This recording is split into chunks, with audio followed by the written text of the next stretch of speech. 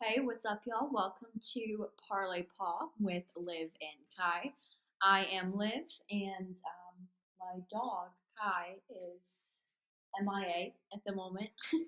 but when she comes back, you'll meet her. But this is just a podcast about girl talking about sports and money and drama in sports, all that fun stuff with her dog, because I figured, 95 of my conversations with my dog are about sports anyway. So why not just make a podcast about it? She gives some pretty good insight. She'll bark whenever she doesn't like something, and that's how I know. Anyway, so rundown. I'm going to go through typically 4 games a week. I'll do the Thursday night game, a 1 o'clock, a 4 o'clock, and the Sunday night game. Go through the spread, over, under, money line. Just kind of give you my thoughts. Don't have to listen to it, but food for thought. Yeah, except this week, oh, you can hear her crying. Yeah, she's doing good. Here, I'll lift her up to the camera. There she is.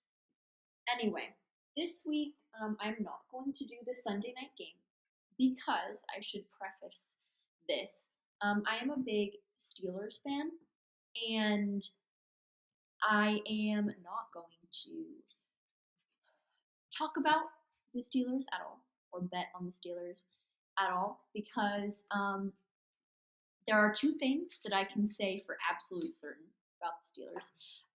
One is that they are always unpredictable, and two, 99% of the time, they disappoint. So I don't really want to get my panties in a twist talking about the Steelers, which will most likely just make me mad. And that will be a very unpleasant thing for y'all to listen to.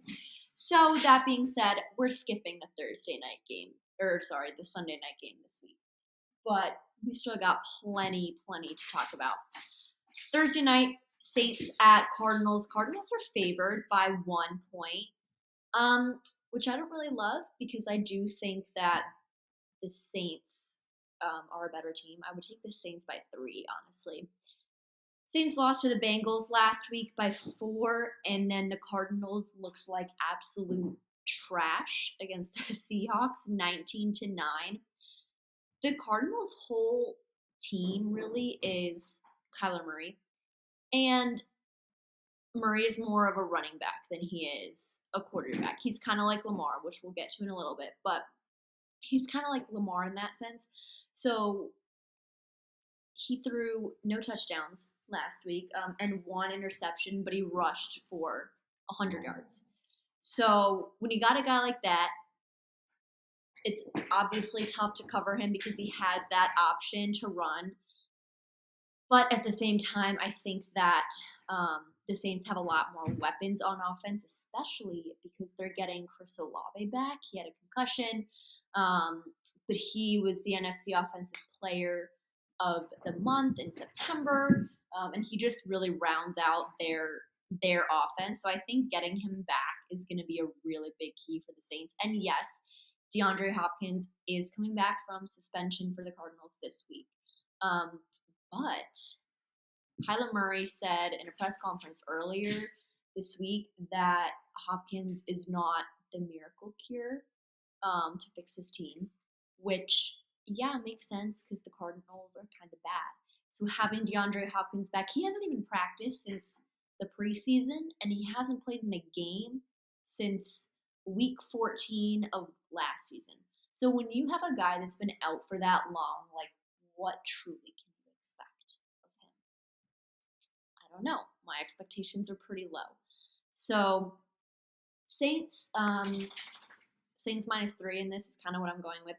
The over-under is 45.5, which seems a little high. The Cardinals only scored 9 points last week. They're not, and this whole season, they haven't really had a super high-scoring game as far as I know. So I really doubt that over is going to hit.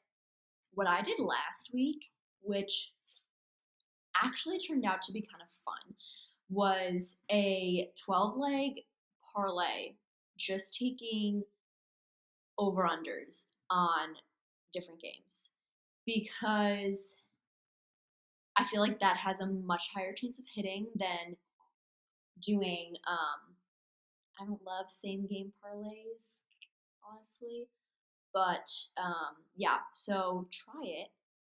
12, even like a 7-leg parlay, taking over unders on different games, and then you can round robin it and do like a 3 by 12. So only 3 of them have to hit, and you're still gonna make something.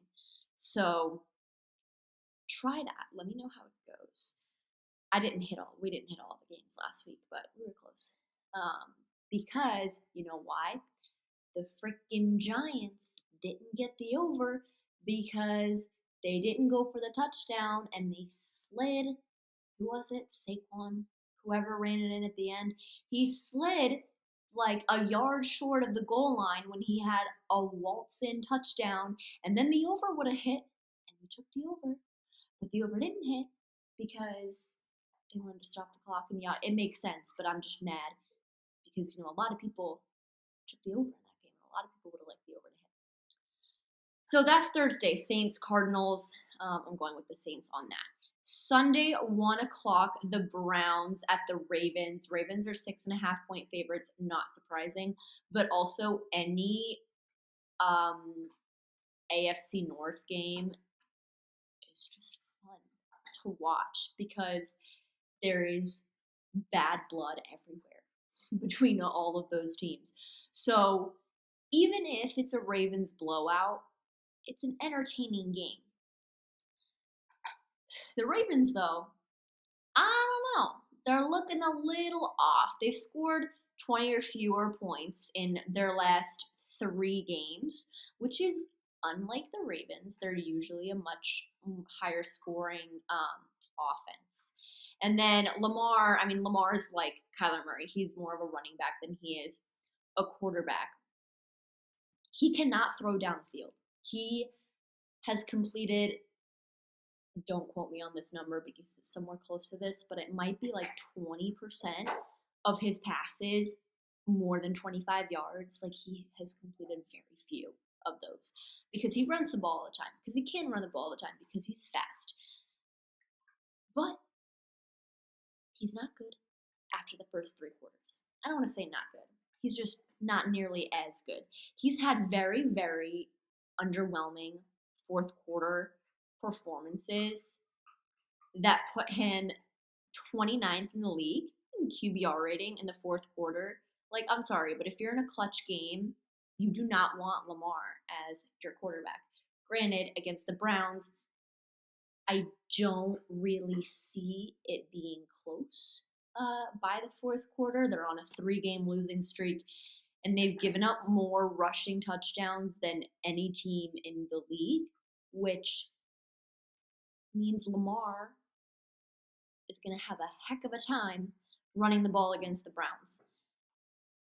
But that being said, if it does miraculously get close towards the end of the game, then that's when the Browns would have a chance to come back. I think if they hang in that long, they get to the fourth quarter, Lamar kind of falls apart, then we might see an interesting game. But interesting or not, I think it's still going to be fun because A, you're going to see 2 AFC North teams that hate each other go at each other, and B, the Browns' rush defense sucks. And so Lamar is just going to rip them to shreds, which is also fun to watch. As much as I really hate the Ravens, it is kind of fun to watch Lamar. And it pains me, it really pains me to admit that, but I'm admitting it because it's the truth. He is fun to watch. Ravens 6.5 easy. I think that's a pretty easy spread, and I don't see the Browns covering it. So over under is 45.5. I'm gonna go under because the Ravens have not been prolific scorers. And then the Browns played the Patriots last week, and Bailey Zappi, the best name in the entire league. Bailey Zappi just zapped the crap out of the out of the Browns. It was 38-15. The Browns did not show up at all, and it's just really fun to watch a guy with the last name Zappi like murder a team. So yeah, honestly, this is I would say this would be a very, very safe bet to go for this week. 4:00 game, the Jets at the Broncos. Broncos are 1-point favorites. I don't like that at all, actually, because the Jets have been on a hot streak, and it's really strange because the Giants too. Like, the Jets and the Giants are just two teams. When I think of them, I'm like, oh yeah, okay, they're gonna suck this year because they sucked the year before, and the year before that, and the year before that, and every year for as long as I can remember, they've been really bad. So now the fact that they're both good is kind of throwing me off a little bit, and I have to remember, like, okay, wait, like the Jets actually have weapons. Like, their offense is coming together. Breece Hall had a heck of a game last week. They absolutely shit kicked the Packers, 27-10. I don't think anybody saw that coming either. And that was the Breece Hall coming out game. He looked like a beast. And then you've got the Jets defense, and with the addition of Sauce Gardner, they're a solid defense. Also, it was such a flex move that Sauce Gardner put a cheese head on in Green Bay after the game. That's an ultimate, like, I'm a rookie and I just pummeled this team. Because he can hit. So that was funny.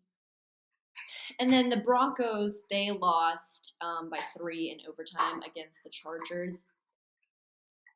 The Broncos have had, I know they've had one. What was it? They played on Thursday night a couple weeks ago, or 2 weeks ago maybe. But I feel like they've had a lot of primetime games. I'm totally making that up, but I feel like they have, because every time I watch a Thursday night game or even a Monday night game, why is it the Broncos? They're not good. And Russell Wilson, he's listed as day-to-day. He wasn't doing great anyway, so it's not like having him back would be beneficial, to be completely honest. So their offense is very, very lackluster compared to the Jets' offense, which just seems to be really coming together. And it's fun to watch them, which, again, sentence I never thought I would say. The Jets are fun to watch. But they are.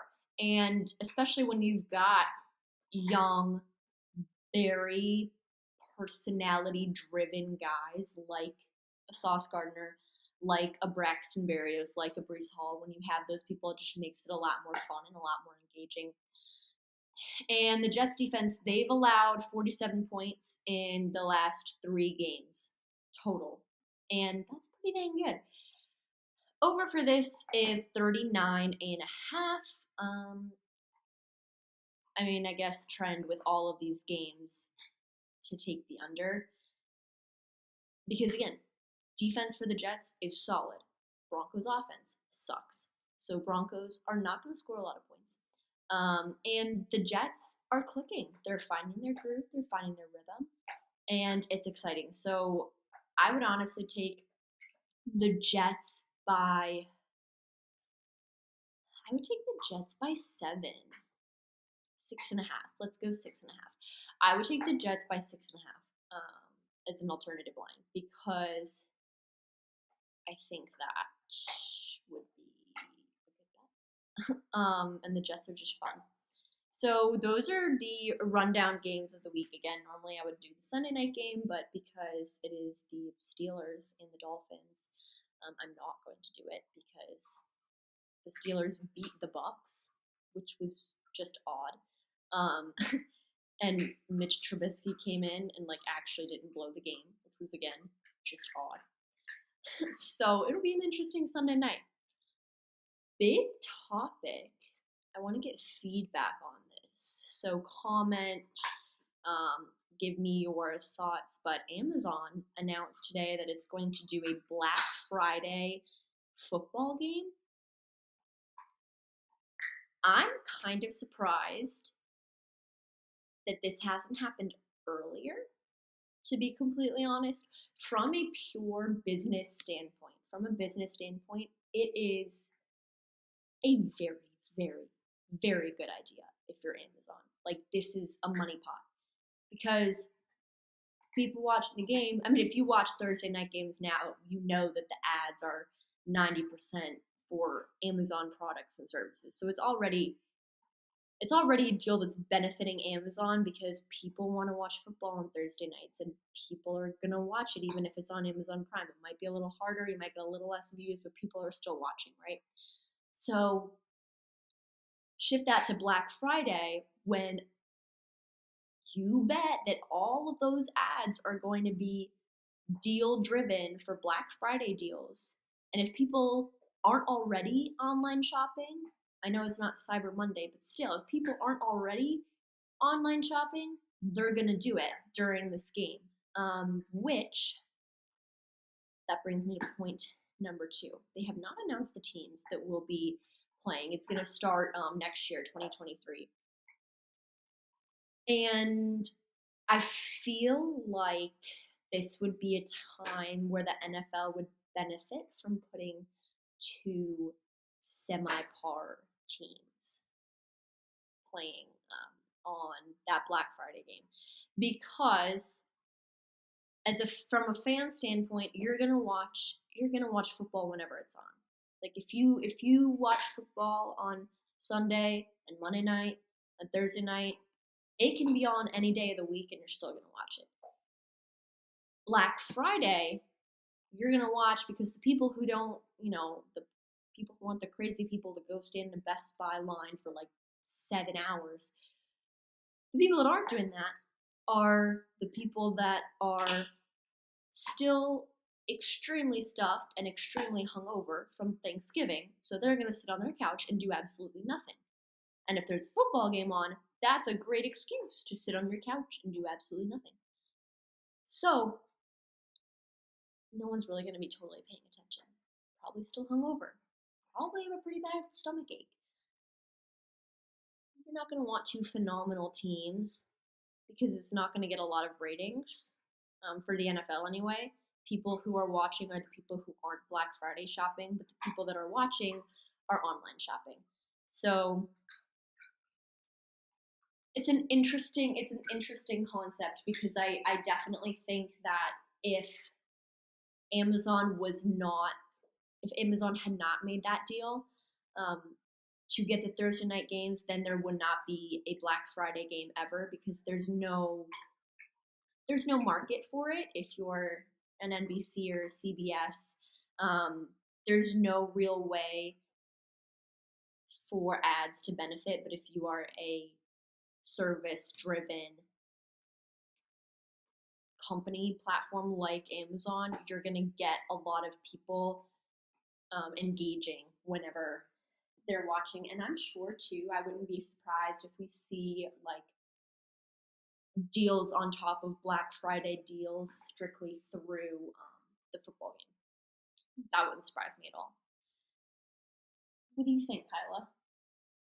She's been working on the same bone for a little bit now, which is pretty surprising. She's got some teeth, so she can shoot. Now we're gonna do Kyla's pick. All right, Kyla, there she is. Okay, I'm gonna take her bone, and we're gonna just shuffle it behind her back. Okay. We want to do the Thursday night game, right, Kai? Yeah, we want to do the Thursday night game. Okay. So you're gonna pick the left hand for, who is it again? Oh, the left hand for the Saints and the right hand for the Cardinals. Okay. So pick it up. Which one?